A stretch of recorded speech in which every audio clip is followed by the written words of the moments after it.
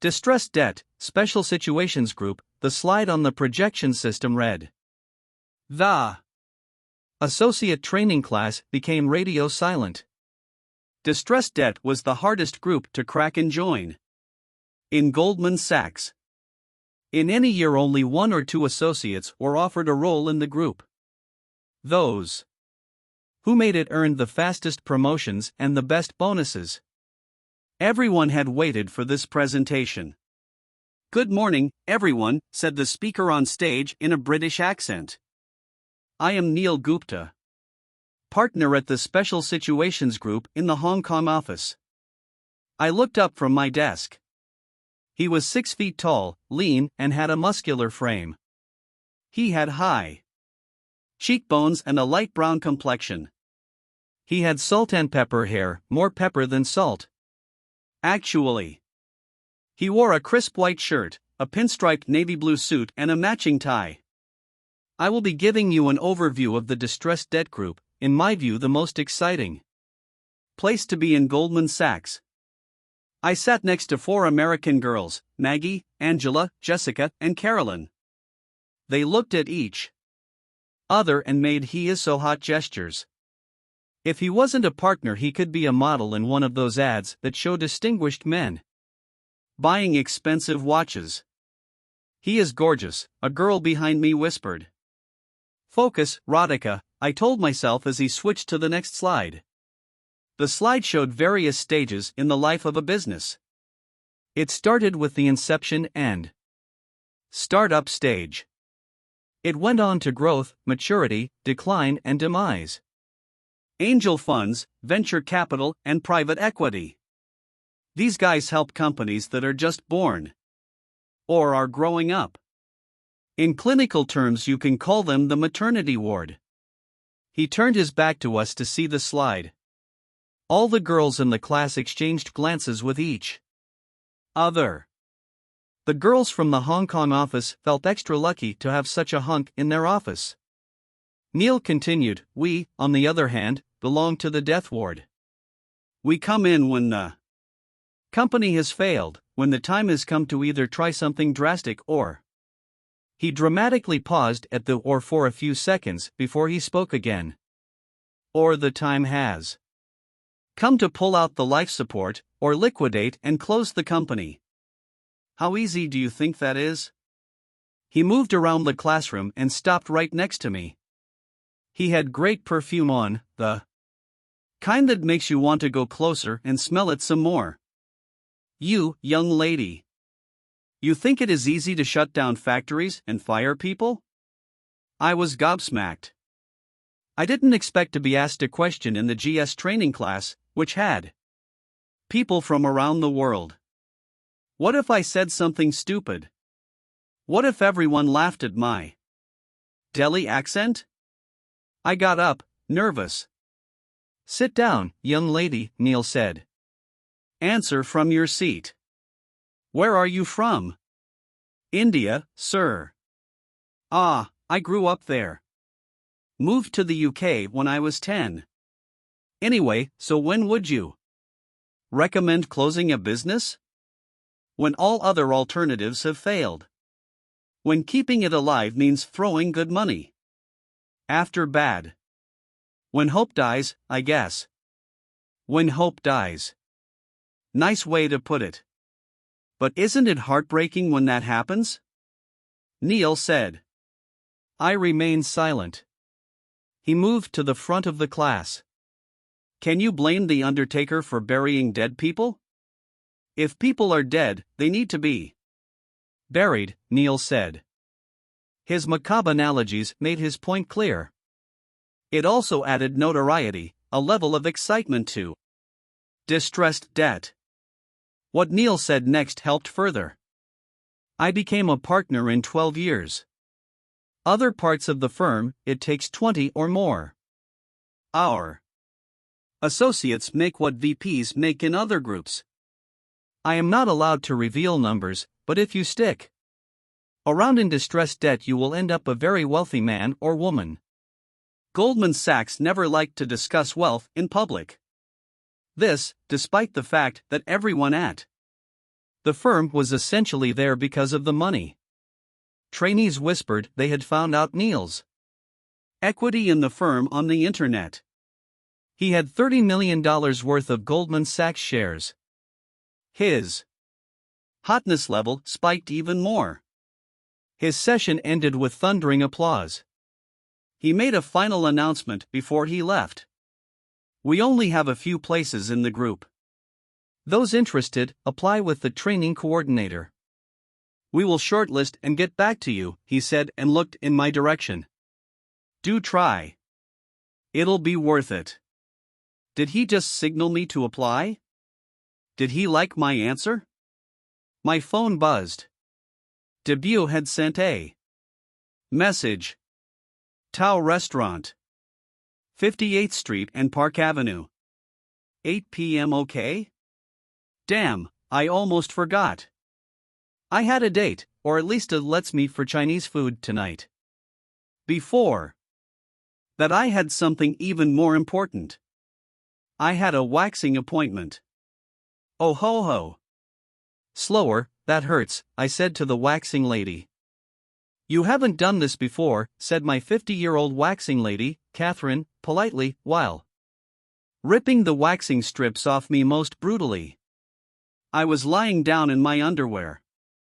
I had come to completely bare, a funky high-tech meets comfy chic waxing studio on 68th Street and Madison. I have. Twice in my life. In India. Years ago, I said. Really? Did it hurt then? Hell yeah, it did. A Didi had made me do it for a wedding in the family. I almost broke family ties with her after that. If only Debut knew what I was going through to have a plate of noodles with him. Catherine dipped a spatula in a bowl of molten wax. Cold wax hurts more, but the results last longer, she said. She applied the wax on my upper thigh, then put a white strip of cloth, 6 inches long and 2 inches wide, on that. Hair clung to it. I felt the Armageddon coming.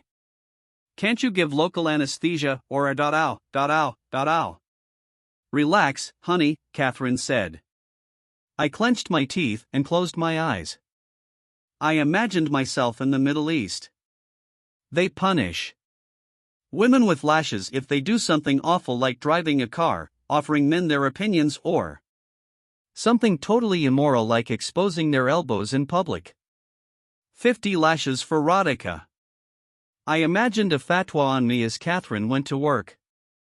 She finished my legs from the front and flipped me around. I felt like a fish being scaled before dinner. You don't want a Brazilian? Catherine asked me. It is only $15 more.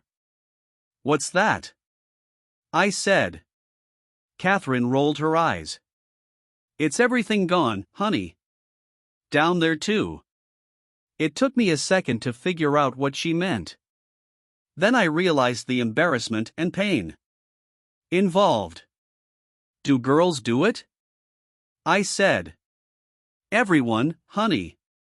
The boys don't like them bushes anymore. Okay, I thought. It's only $15 more. I am Indian after all, and Indians like bargains, even if they involve pain. You want it? Catherine said. Maybe I can do this. This is not for Debut or tonight. This is for me. Enough of being a frumpy nerd, Radhika. Do it. Sure, I'll take the Brazilian, I said. I don't want to go into the details of what happened next. It started with Catherine examining bits of me nobody else ever had, while she shook her head in disapproval. After that, she applied molten wax on body parts that were clearly never meant to ever come in contact with molten wax. Why do we women put ourselves through this? Why can't boys? I think I would prefer the lashes in Saudi Arabia. There we go, Catherine said after her 10-minute sadism experiment ended. I might faint, I said. You will get used to it, Catherine said. Trust me, he will love it. There is no he, I wanted to tell her. I am only going to have wonton soup with him. Not wonton. Sex. Catherine came back with a strip of crystal dots. And as a special promotion, we are giving all customers who got a Brazilian a free Swarovski service. Allow me. This won't hurt at all. I couldn't believe what happened next. Catherine made a pattern with 30 crystals down. There. Once done, she told me to stand up and look into the mirror. I look like a stripper, I said. You look sexy. I can't walk out with crystals on my, you know. Don't worry. They wash off in a couple of days. Faster if you rub with soap. Debut called. Hey, done with training? You will be on time, right? Or should we make it 8.30? Debut said. I am done. Was just taking care of some internal issues. See you soon, I said. You look, he paused, wonderful. Thank you, I said. Your dress is lovely too. Look, no tag today, I said and turned around. Both of us laughed. I was wearing a military green lace dress I had picked up from Gap. It ended well above the knees, exposing enough leg. However, I still don't think Debut noticed the $100 I spent fixing my limbs. The dim lighting and the restaurant table covering my legs did no justice to the hour I had spent in the torture chamber. Debut ordered a set dinner for us. We sat down in the upper level of Tao, a large-sized restaurant by New York standards. Downstairs, we could see a giant Buddha and the Zenkoi pond. Nice place, I said. Did you know they shot the Sex and the City movie here? Debut said. I didn't. So how was your day? Good. We are pitching for this new sportswear brand called Under Armour.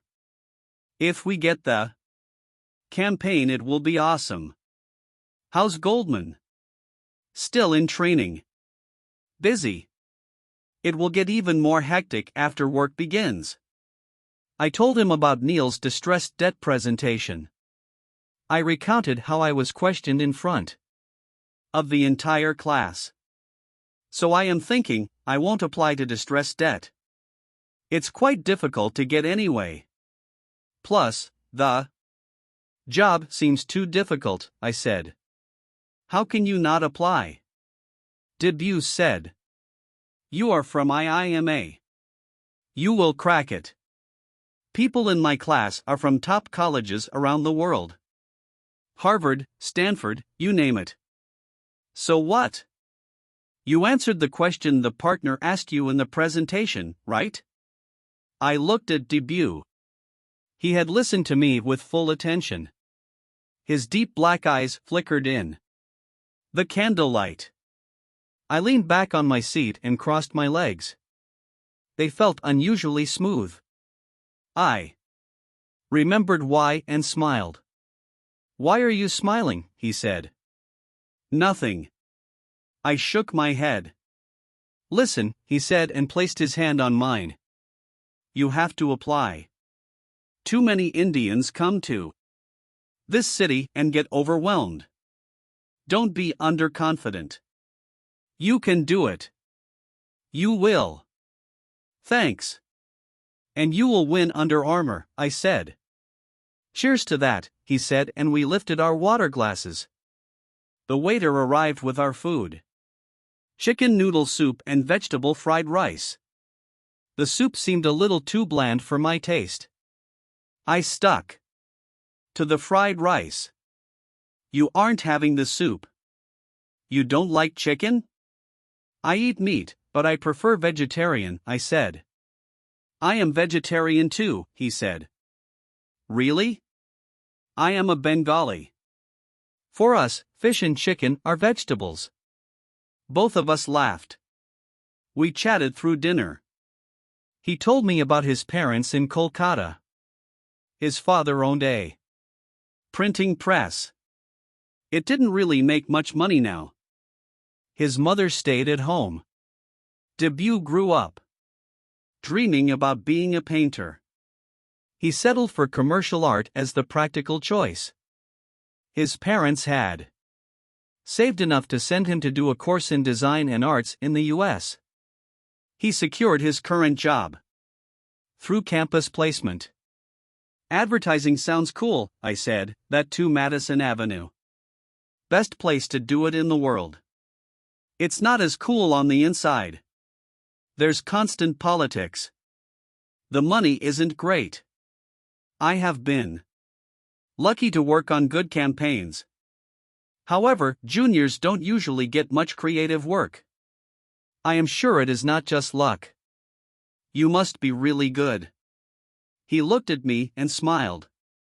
He ate with chopsticks. I tried but failed. Mini-Me told me not to make an ass of myself and use a fork and spoon. I complied. Thanks for the compliment, he said. Dessert? I saw the menu. It had choices like sweet red bean pudding and tofu ice cream. Red bean pudding? I said. What is that? Rajma, Debut said. Rajma kheer of sorts. Yuck, I said. Chinese desserts are not famous. There's a reason they suck, he said. Bengali desserts are the best, I said. Debut's chest swelled with pride. Bengali men aren't too bad either, he said. Did he just flirt with me? Is this flirting? Am I supposed to respond with something clever? As sweet as their desserts? I said, one eyebrow up. See, I can flirt back. Nerds can flirt. He never expected a comeback. He took a second to take in my response. Why don't you try and find out, he said. That's enough, Radhika, this is going into dangerous territory, I told myself. Deflect, change the topic, fast. You don't want to be judged as a slut on the first date. See, this is what I do. When I am with a man, I behave like I am sitting for a test. Answer the question properly. Act naive as if I don't understand his double meaning. Don't just be. Perform. Don't know about the men. I'd love to have a Rasgulla though, I said, my voice is innocent and dumb as possible. Alas, this is Manhattan. Fear not. We Bengalis have left imprints everywhere. Would you like to go to a Rasgulla place? Here? Now? In Manhattan? He nodded and smiled. The bill arrived. Should we split? I said and took out two $20 bills. He thought about it for a second. Actually, no. Can I treat you this time? He said. Isn't that what dates are? I said to myself. But then, what about gender equality? Why? I said. We can split. No, he said as he took the money out of his wallet.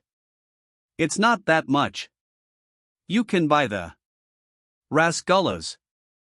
Debut and I took a yellow cab to 28th Street and Lexington Avenue, in an area called Murray Hill. It's also called Curry Hill, Debut said as we stepped out of the taxi. I could see why. Indian, Bangladeshi and Pakistani restaurants dotted both sides of the road. Some resembled roadside dabas.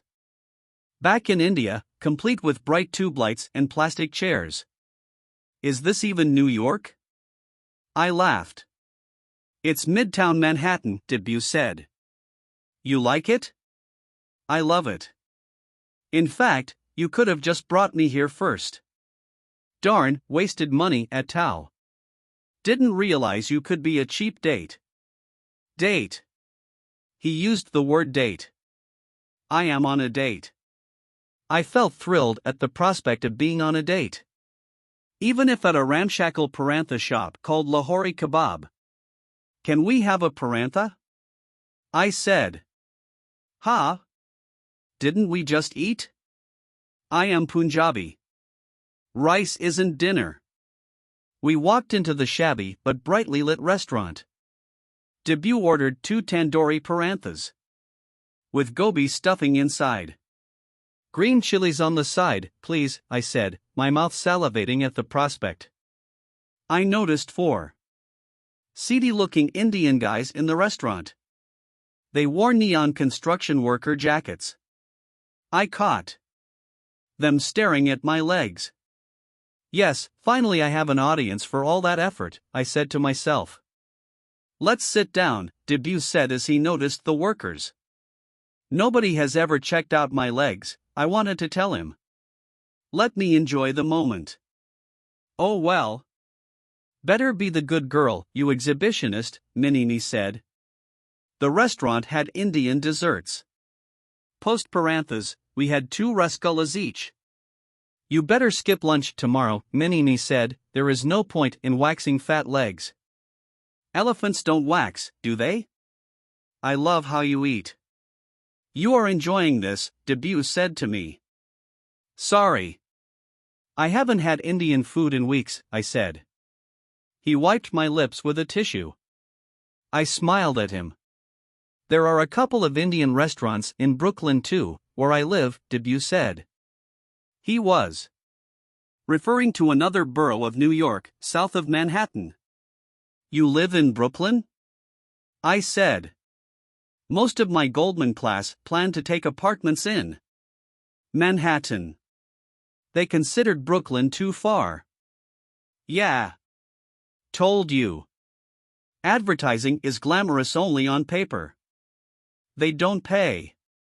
That's the only place we can afford a decent apartment. We as in? I share it. 2 other guys from work. Oh, okay. I need to find an apartment soon too, I said. The bill arrived. I paid this time, a total of $8. We stood up to leave. You want to see a movie next week? Shah Rukh's Don 2 is releasing, Debut said. They have Indian movie theaters here? I said in excitement. Just a couple. But they do, he said. Next Friday? I nodded. The food in my mouth prevented me from talking. Date 2, baby, I said to myself and mentally high-fived.